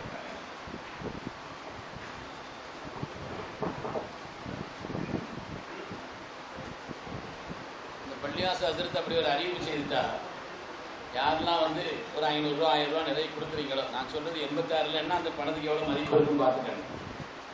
ஒவ்வொரு ஆட்களும் வரிசையா வந்து கொடுத்துக்கிட்டே இருக்கிறார். ஒவ்வொரு ஆள் கொடுத்துட்டு, உஸ்தாதே இந்த அம்மாவுக்கு உடம்பு சரியில்லை, காசாயிட்டு துவா இருக்கணும், நான் படைச்ச தம்புரானே அம்மாவுக்கு சோகம் கொடுக்கணும், துவா வருவா, எல்லாரும் ஆமின்னு சொல்லுவாங்க. இப்படி ஒரு ஆளா ஒன்று கொடுத்துக்கிட்டே இருக்க, துவா செய்துக்கிட்டே இருந்தார். ஒரு ஆள் என்ன செய்தாருன்னா ஒரு தொகையை கொடுத்துட்டு, உஸ்தாதை குறைச்சதாங்க, எனக்கு ஒரு கேஸ் நடக்குதுன்னு, கோர்ட்டில் எனக்கு ஒரு கேஸ் நடந்துகிட்டு இருக்கு, எனக்கு சாதகமாக தீர்ப்பாக முன்னாடி ஒரு துவா செய்யணும், அவருக்கு அதுக்காக துவாவை பார்த்துட்டு இருந்தா என்ன துவாவதா தெரியுமா? படைச்ச தம்புரானே யானட வக்கீலுக்கு தலைச்சோறு கொடுக்கணே. கேஸைக்கும் துவாவல் இல்லை, இந்த கேஸ் எடுத்து நடத்துற வக்கீல் குட்டியை கூட துவாவல். அது மூட இருந்துச்சுன்னா தன்னா ஜெயிக்கணும். அதனால அறிவுங்கிறது ஏற்றத்தான். எல்லாரையும் ஒன்று சொன்னாங்க.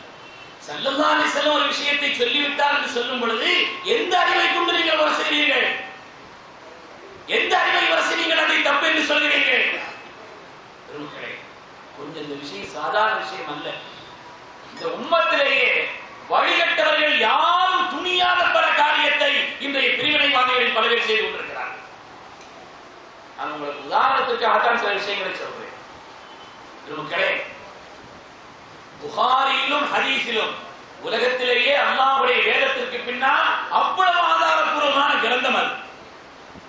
இமாம் முஸ்லிம் ரஹ்மத்துல்லாஹி அலைஹி ஒரு ஹதீஸை எடுப்பதற்கு 15 நிபந்தனைகளை வைப்பார்கள். இமாம் புகாரி 16 நிபந்தனைகள் வச்சாங்க. அதில் லட்சக்கணக்கான ஹதீஸ்களை மனனம் செய்து ஒரு ஆயிரக்கணக்கான அளவுக்கு ஹதீஸ் தான் அதில் பதிஞ்சாங்க. அவ்வளவு தேர்ச்சி பெற்று ஒரு சின்ன விஷயம் உங்களுக்கு சந்தேகமா இருந்தா தூக்கி எறிஞ்சிருவாங்க. ராட்டு போறாங்க, அவருடைய வாகனத்திற்கு உணவை இப்படி ஈட்டிக் கொண்டிருக்கிறார். அது பக்கத்துல வரணுங்கிறதுக்கா, கொஞ்சம் பக்கத்துல வந்தாலும் என்ன வந்து தள்ளுறாரு, அப்படி கூட்டு போகணுங்கிறதுக்காண்டி அவருக்கு சில ஹதீஸ்கள் இருக்கிறது என்று கேட்டு போனவர்கள் திரும்பி வந்துவிட்டார்.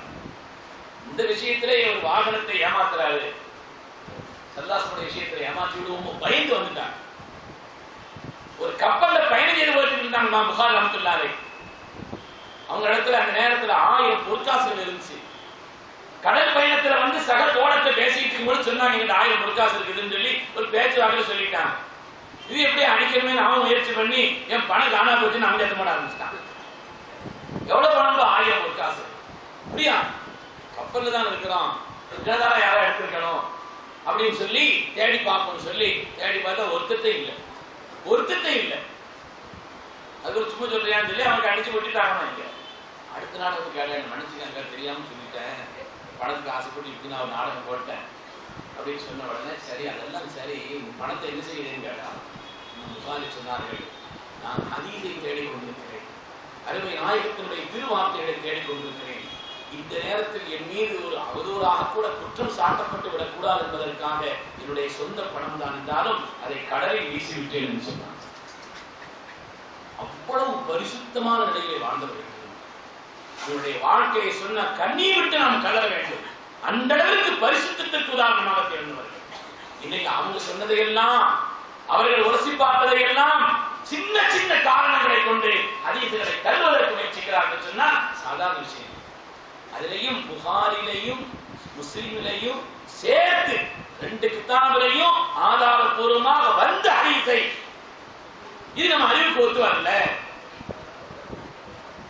என்று தள்ளக்கூடிய ஒரு நிலை. உதாரணத்துக்கு நான் சொல்கிறேன், நம்ம கதையில தொடர்ந்து ஒரு 50 ஹதீஸ் அவங்க எடுத்துக்கிறாங்க. உதாரணத்துக்கு நான் சொல்கிறேன், புகாரில 3407வது நம்பர் ஹதீஸ். 3407வது ஹதீஸ். இந்த ஹதீஸ் புகாரில வருது.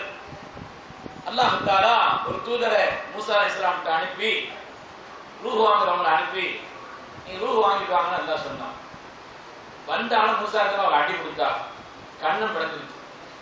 அந்த அளவு ஓய்வு ஒரு அடி 10 மடக்கு அல்லாஹ்ட்ட போனார். மௌத்தை பத்தியே விருப்பம் இல்லாத ஒரு ஆள்கிட்ட போய் என்ன அனுப்பிச்சு வச்சிருக்கிறியா அல்லாஹ்வே, அவர்கிட்ட போய் ரூஹ் வாங்குறதுக்கு என்ன அனுப்பிச்சு வச்சிருக்கிறீன்னு மலக்கு போய் சொன்னாரு. வருது ஒரு ஹதீஸ். என்ன சொல்றாங்கன்னா இந்த ஹதீஸை அவங்க மறுக்கிறாங்க. இந்த ஹதீஸை மறுக்கிறாங்க. இது எப்படி இவர் அடிச்சாரு, மலக்கு அடிச்சாரு அப்படின்னு சொன்னா இதெல்லாம் ஏற்றுக்கலமா இருக்குதா, நம்ம அறிவுக்கு ஒத்தமா இருக்குதா? மரணத்தை விரும்பாத அப்படின்னு போய் சொல்லி இருக்கிறாங்க. அதனால இதெல்லாம் நம்ம ஏற்க முடியாது அப்படின்னு இந்த ஹதீஸ் புகாரில வருது. ரொம்ப ஆதாரப்பூர்வமான ஹதீஸ் மறுக்கிறாங்க. நாம என்ன சொல்றோம்னு சொன்னா மலக்கும் தெரியாம இருந்திருக்கலாம் முதல் விஷயம். அப்படி நீங்க எப்படி சொல்றீங்க? மலக்கும் தெரியாமல் சில தூதர்கள் நபிமாரிடத்தில் வந்திருக்கிறார்கள் என்பது குர்ஆனில் இருக்கிறது. லூத் அலைஹிஸ்ஸலாம் இடத்தில் சில தூதர்கள் வந்தார்கள். அவங்க மலக்கின் லூத் அலைஹிஸ்ஸலாமுக்கு தெரியாது. இப்ராஹிம் அலைஹிஸ்ஸலாம் இடத்தில் சில மலக்குமார்கள் வந்தார்கள். அவங்க நாங்க ரப்பின் தூதர்கள் அப்படின்னு அவங்க சொன்னாங்க. அதுக்கு பிறகுதான் அவங்க விளங்கினாங்க. மலக்கும் தெரியாம இருக்கலாம். அதே மாதிரி மரணத்தை நாடாத ஒரு மனிதரிடத்தில் என்ன அனுப்பிச்சிருக்கிறேன் அங்க போய் கேட்டாங்க. மரணம்ங்கிறது நம்மள மாதிரி எல்லா நபிமார்களுக்கு அவங்கள்ட்ட அனுமதி கேட்டு தான் ரூஹ் வாங்கணும்.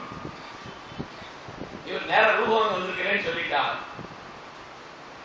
நபிமார்களை பொறுத்தவரையில அவங்கள்ட்ட அனுமதி கேட்டு தான் வாங்கணுங்கிறது தெளிவான ஹதீஸ்ல இருக்கு. ஸல்லல்லாஹு அலைஹி வஸல்லம் சொன்னாங்க, எனக்கு அல்லாஹ் தஆலா ஒரு இக்தியார் கொடுத்தான், சுய விருப்பம் கொடுத்தான், உலகத்துல வாழலாமா அல்லது ஆகிரத்தை தேர்ந்தெடுக்கலாமா, பக்தருக்கு லிகா ரப்பி, என்னுடைய ரப்பின் சந்திப்பை நான் தேர்ந்தெடுத்தேன் என்று நபி அவர்கள் சொன்னார். அதே மாதிரி பல நபிமார்களுடைய வரலாற்றுல வரும். மக்களே, ஆதாரப்பூர்வமான தெளிவாக வந்திருக்கக்கூடிய இந்த காரியத்தை இவங்களுடைய அறிவுக்கு சில காரியங்களுக்கு ஒத்து வரலை என்று அதற்கான சில காரணங்களை சொல்லி தள்ளுகிறார். ஹதீஸை தள்ளுறதுங்கிறது, ஹதீஸை மறுப்பது என்பது சாதாரணமான விஷயம் அல்ல. அது இந்த உலகத்திலே கண்மணி ரசூலுல்லாஹி ஸல்லல்லாஹு அலைஹி வஸல்லம் அடித்தளத்தை அழிக்கக்கூடிய ஒரு காரியம். அதே போல சுலைமான் அலைஹிஸ்ஸலாம் சம்பந்தப்பட்ட ஒரு ஹதீஸ் புகாரில வருது. 3424வது ஹதீஸ். முஸ்லிம் ஷரீஃப்ல 4264வது ஹதீஸ். அதே ஹதீஸ் தான். சுலைமான் அலைஹிஸ்ஸலாம் சம்பந்தப்பட்ட இந்த விஷயம். சுலைமான் அலைஹிஸ்ஸலாம் சொல்கிறார்கள், இன்று நான் என்னுடைய மனைவிமார்கள் எல்லோரிடத்திலும் ஈடு கூடுவேன்.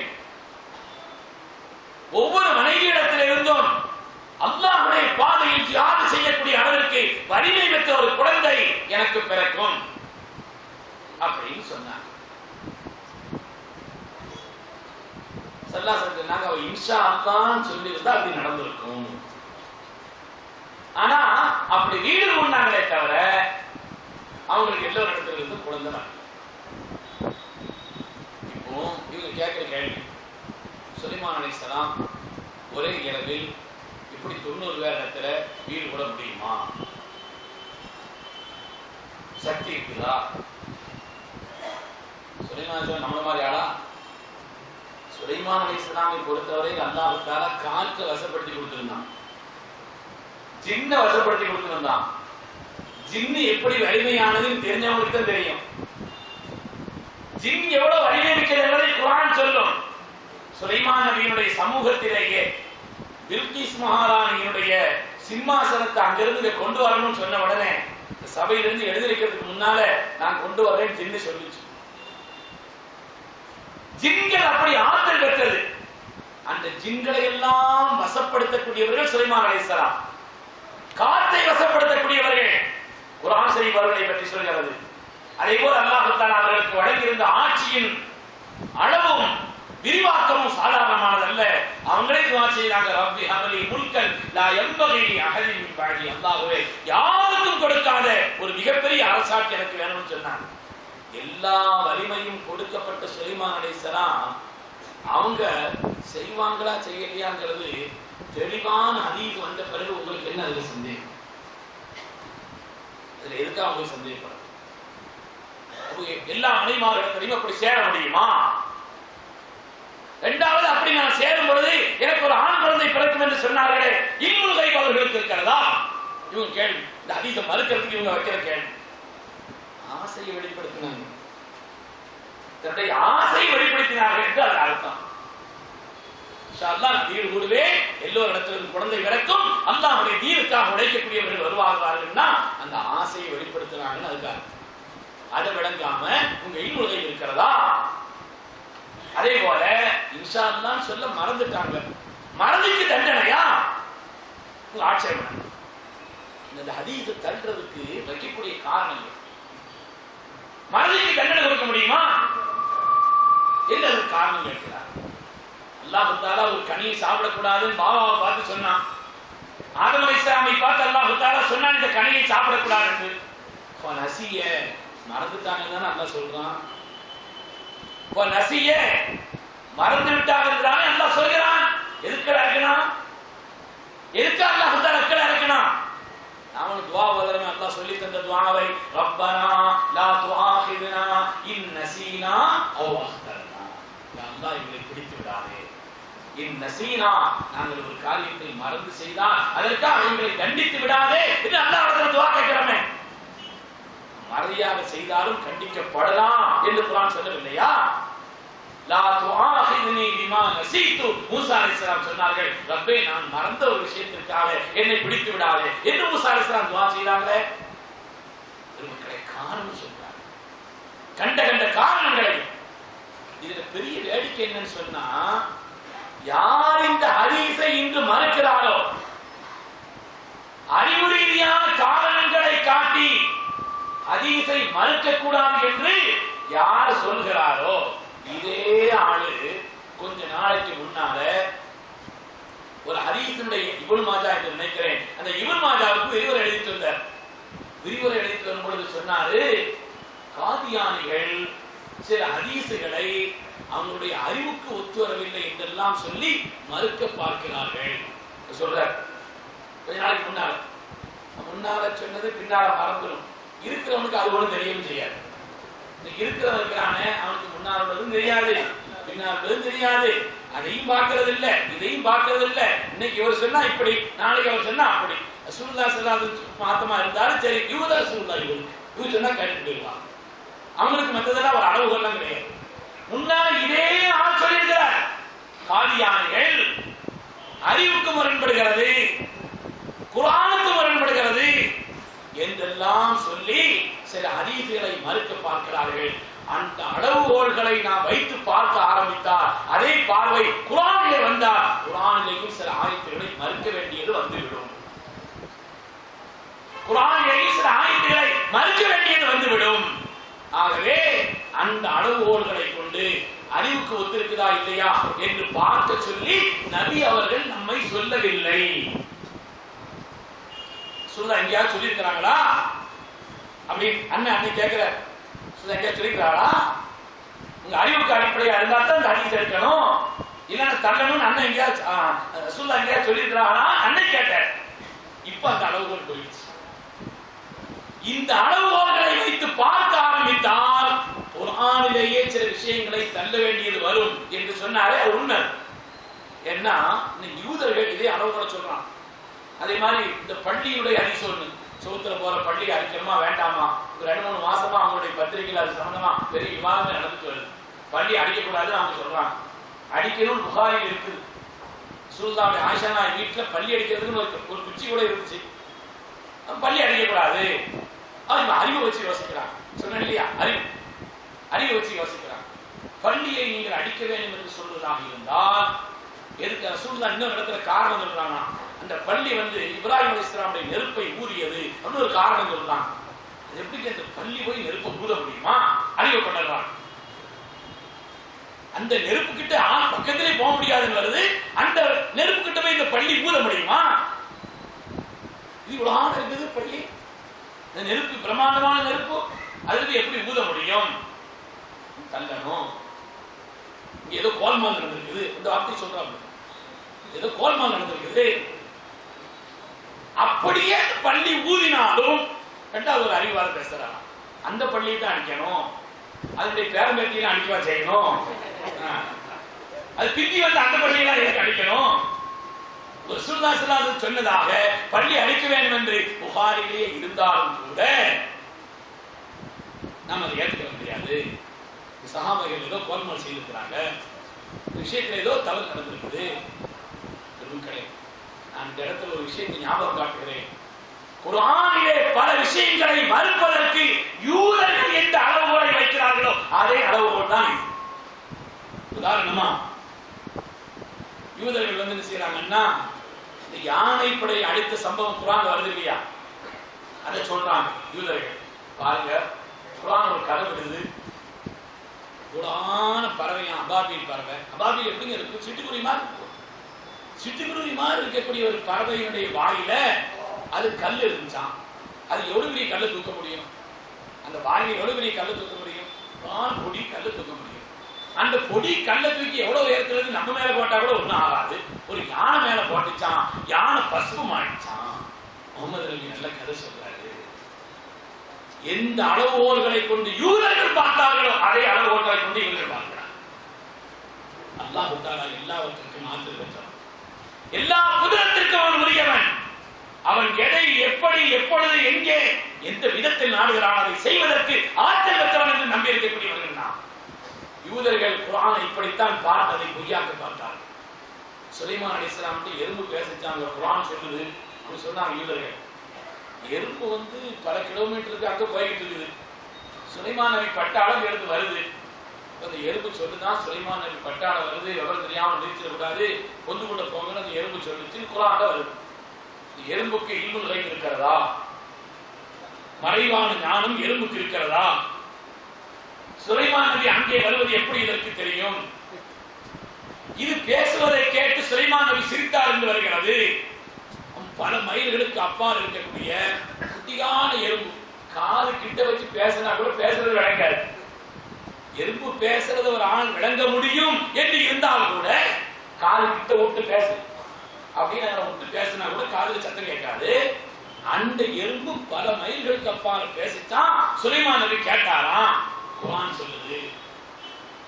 யூதர்கள் இந்த வாதத்தை வைத்தார்.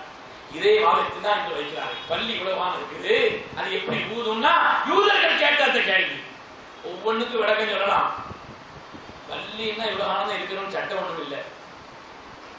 இந்த கைனோசல் ஒன்று சொல்றாங்க, கைனோசல்னா அதுவும் பள்ளி வரலாம். பள்ளி ஊரை இப்படிதான் இருக்கணுங்கிறது இல்லை. நாம வந்து ஒரு 5-6 முழம் தான் இருக்கிறோம். ஆதம் அலைஹிஸ்ஸலாம் 60 முழம் இருந்தாங்க. அந்த காலத்துல இப்ராஹிம் அலைஹிஸ்ஸலாம் உடைய அந்த நெருப்பை ஊதுன அந்த பள்ளி எவ்வளவு பெருசா இருந்துச்சு சிறுசா இருந்து நமக்கு என்ன தெரியும்? ஊதுச்சு ரசூல் சொல்றாங்க. அதனுடைய சுருக்கமான கருத்து என்னன்னா, பள்ளி தொந்தரவு தரக்கூடியதுன்னு அர்த்தம். நீ சோத்துல வேற ஏதாவது விழுந்தா கூட ஒண்ணும் ஆகுறது இல்லை. பள்ளி விழுந்தா மொத்தமே மயக்கமாயிடுறானே, போயிடலாம். அப்படி இருக்கக்கூடிய நிலைமையில பள்ளி அடிக்கணும் நபி அவர்கள் சொன்னார். புகாரில வருது. ஆதாரப்பூர்வமாக நபியினுடைய வீட்டிலே ஒரு கம்பு இருந்துச்சு. தெளிவா சொன்ன பிறகு உரசி பார்த்தார். தீங்குகளை யோசிச்சு பார்த்தா அறிவுக்கு வருவதில்லை. ஆகவே தள்ள வேண்டும். பெருமக்களே, இது ஒரு சாதாரண விஷயம். எனக்கு என்னுடைய கணத்தை அழுத்தமா எப்படி அழைத்து சொல்வது என்று எனக்கு சொல்லக்கூடிய முறையிலே சொல்ல தெரியவில்லை தவிர, ஆனால் வேதனைப்பட வேண்டிய விஷயம், ஒரு சாதாரண விஷயம் அல்ல. இதேவோ ஒவ்வொரு காரியங்களையும் ஒவ்வொரு ஹதீஸையும் பார்த்து பார்த்து பார்த்து அதை தள்ளுகிறார். இந்த ஹதீஸை எடுக்க முடியாது, இதற்கு இந்த காரணத்தை சொல்ல முடியாது என்றெல்லாம் ஒவ்வொரு காரணத்தை காட்டி காட்டி காட்டி அறிவை கொண்டு யோசிக்கிறோம், அறிவு கொண்டு யோசிக்கிறோம் என்று சொல்லி ஒவ்வொரு காரியத்தையும் தள்ளுகிறோம்.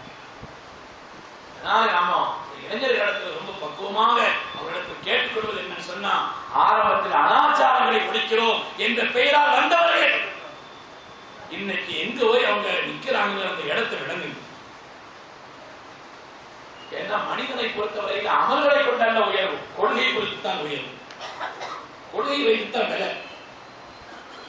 கொள்கையின் அடிப்படையில் தான் அமல் செய்யலைங்கிறதுனா மாத்திரமல்ல.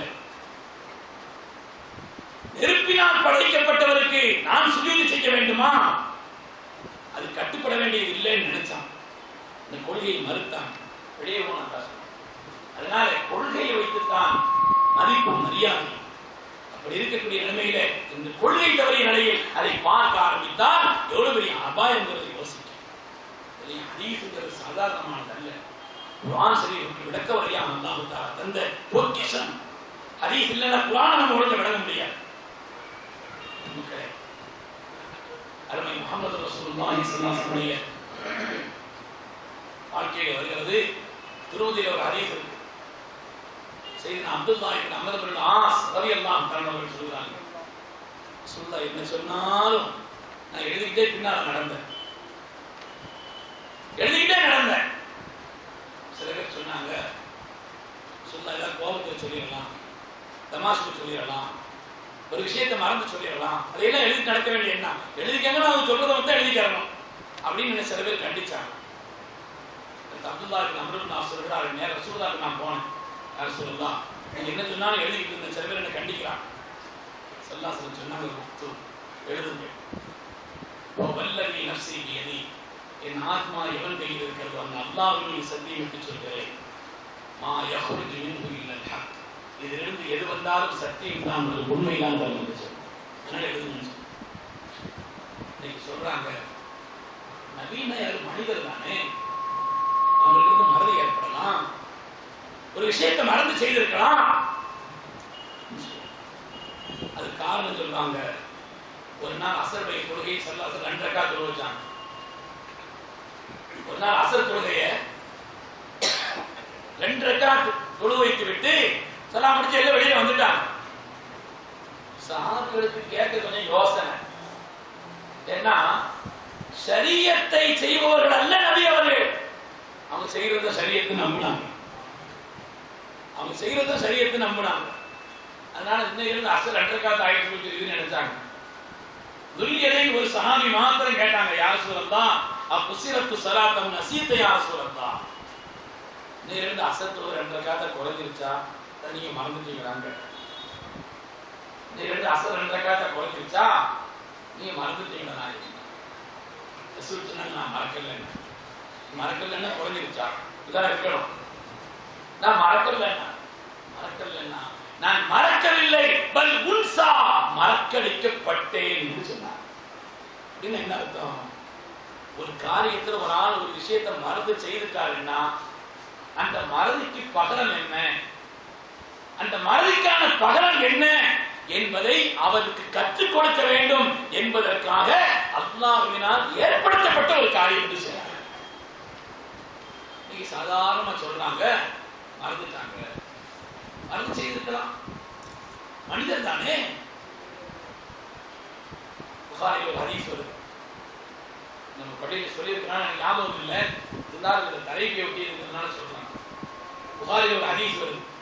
ஒரு நாள் அபூ மூஸல் அஷ்அரி ரலியல்லாஹு அன்ஹு அப்படிங்கிற சஹாபி ஸல்லல்லாஹு அலைஹி வஸல்லம் சமூகத்துக்கு வர்றாங்க. அவங்களுடைய கூட்டத்தாரோடு வருகிறார்கள். புகாரில 5000 சொச்சம் நம்பர் அதை நான் பார்க்கல, 5300 சொச்சம் எனக்கு அதிகமான ஞாபகம். ஸல்லல்லாஹு அலைஹி வஸல்லம் அவர்களிடத்தில் வருகிறார்கள். அவர்களும் அவர்களோடு ஈமான் கொண்ட யமனில் இருந்து ஒரு கூட்டம் வந்தாங்க. ரசூலுல்லாஹ் பார்த்து பேசிட்டு விடைபெற போறாங்க. வரும்பொழுது கொஞ்சம் ஆட்கள் வந்தாங்க, அங்கிருந்து வந்த ஆட்கள் கூட்டம் கூடிருச்சு.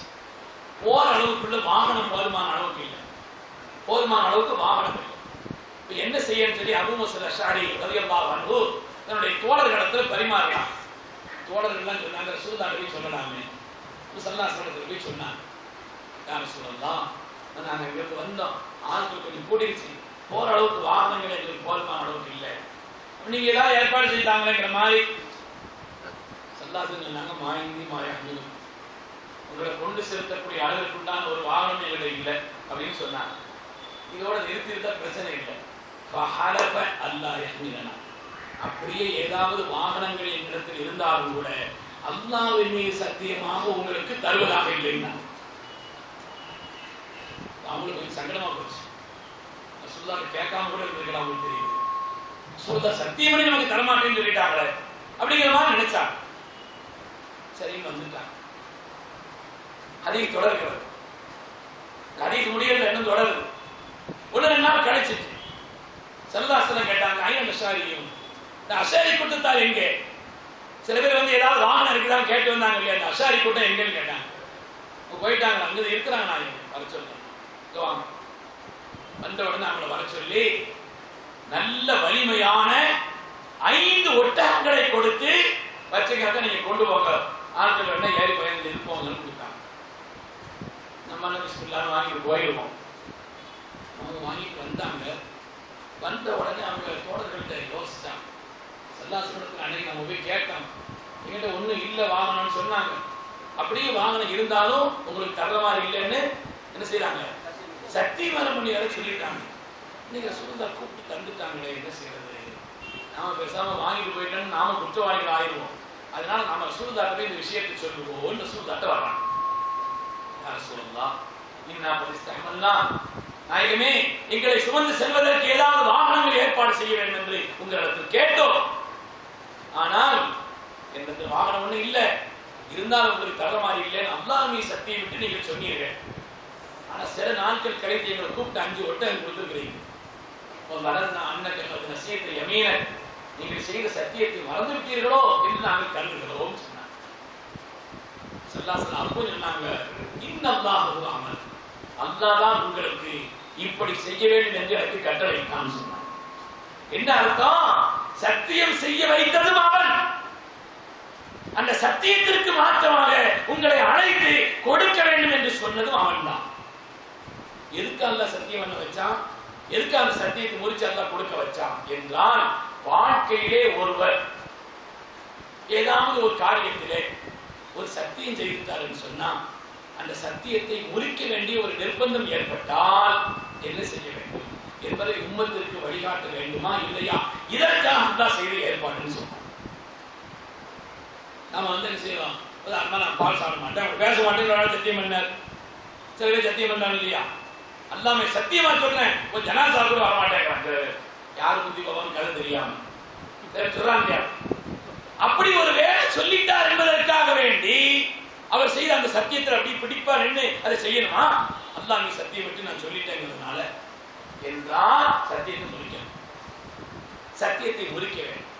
முறித்து விட்டு எதை செய்ய மாட்டேன் என்று சொன்னாரோ அதை செய்வதுதான் நல்லது என்பதனால் அந்த காரியத்தை செய்ய வேண்டும். சத்தியத்தை முறித்ததற்காக அல்லாஹ் குர்ஆனில் அதற்கு விளக்கம் சொல்லிவிட்டான். நபி அவர்கள் விளக்கம் சொல்லி இருக்கிறார்கள். 10 மிஸ்கின்களுக்கு சாப்பாடு கொடுக்கிறார். ஒரு காரியத்தை ஒருவர் நிர்பந்தமாகவோ மறந்தோ ஏதோ ஒரு நிலையிலோ சத்தியம் செய்து அல்லாஹ் நீ சத்தியம் விட்டு இந்த காரியத்தை செய்ய மாட்டேன் என்று சொல்லிவிட்டார், செய்வதுதான் அந்த நேரத்தில் பொருத்தமானது என்றால் அந்த நேரத்தில் அதை செய்துவிட வேண்டும். சத்தியத்திற்கான கஃபாராவை கொடுக்க வேண்டும் என்பதுதான் நபி அவர்களுடைய வாழ்க்கையிலே நடந்து காட்டுவதற்காக நபி அவர்கள் செய்தது. இது நமக்கு ஒரு வழிகாட்டுவதற்காக செய்த இந்த காரியத்தை ஏதோ அவர்கள் தப்பு செய்ததை போல் உம்மத்திற்கு காட்டுவது என்ன நியாயம்? நான் சொன்ன இந்த ஹதீஸுக்கு அடுத்த ஹதீஸ் புகாரில் ஒரு ஹதீஸ்.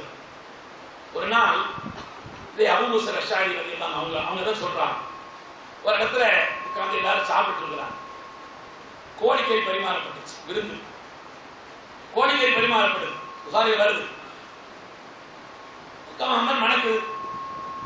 இன்னைக்கு உள்ள கோழி மாதிரி இல்லையே, பழைய நாட்டு கோழி இல்லையா, அது உக்கமாமன் மணக்கு, இப்ப மருந்து மாதிரி ஆயிடுச்சு. அப்ப உட்கார்ந்து எல்லாரும் சாப்பிட்டு இருக்கிறாங்க. ஒரு ஆள் மாத்திரம் அவனை ஒதுங்கி உட்கார்ந்து இருக்கிறார்.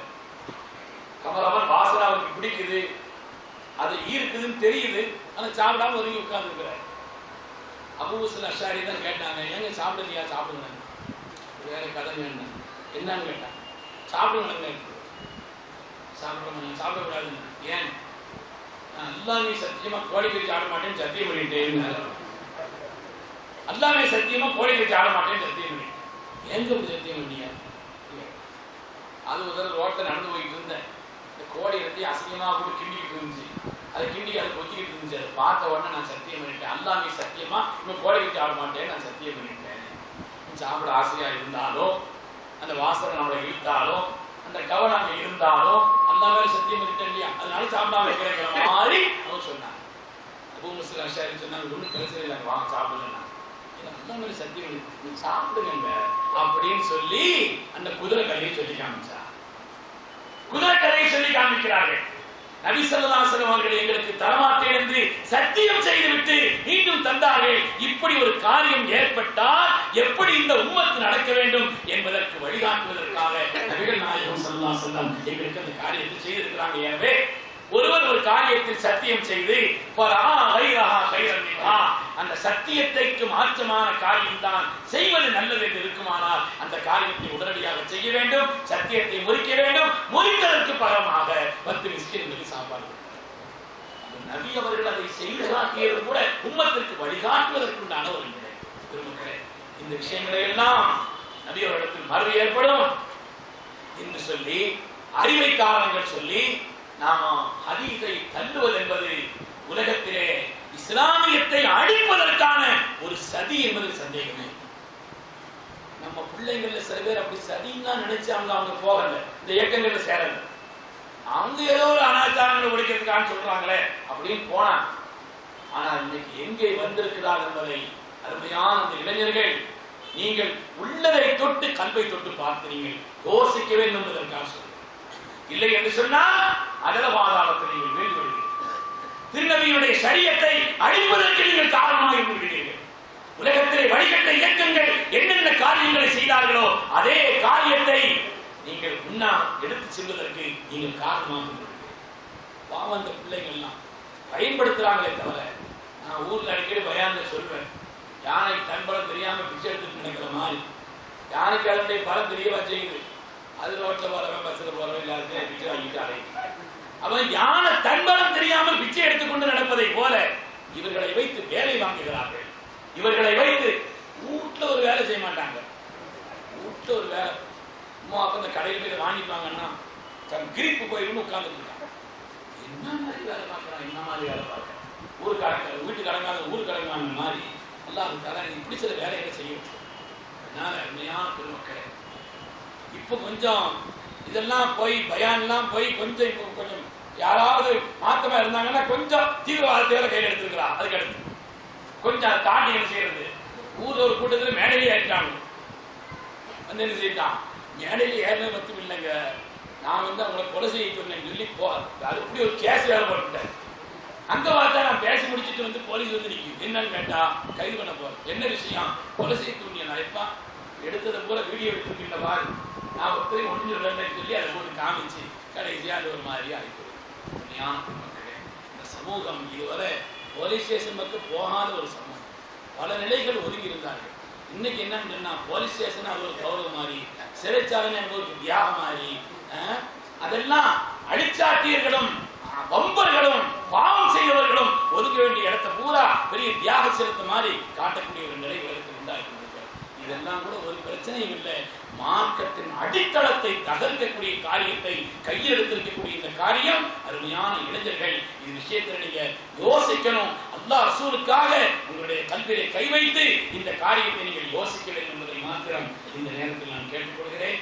அல்லாஹ் தஆலா உண்மையை உண்மை என்று விளங்கவும் அதன் வழி நடக்கவும் நமக்கு நசீபை தந்திருக்கிறார். தவறானவைகளை தவறானவைகள் என்று புரிவதற்கும் அதை விட்டு விலகி வாழ்வதற்கும் அல்லாஹ் நமக்கு நசீபை தந்திருக்கிறார். சிராத்தல்லதீன அன்அம்த அலைஹிம், அல்லாஹ்வின் அருள் பெற்ற நன்மக்கள் நடந்த பாதை என்று அல்லாஹ் அருள்மறையிலே சொன்னானே, அந்த பாதையில் அல்லாஹ் நம்மையும் நம் சந்ததிகளையும் ஆக்கி வைத்திருக்கிறான். தவறான வழிகட்ட எல்லா விதமான கூட்டங்களிலிருந்தும் அல்லாஹ் தஆலா நம்மையும் நம் சந்ததிகளையும் பாதுகாத்து நாம் விளங்காமல் ஏதாவது தவறான காரியத்தை செய்திருந்தாலும் அல்லாஹ் மன்னித்து நம்மை ஹிதாயத்தில் இணைக்க செய்திருப்பானாக.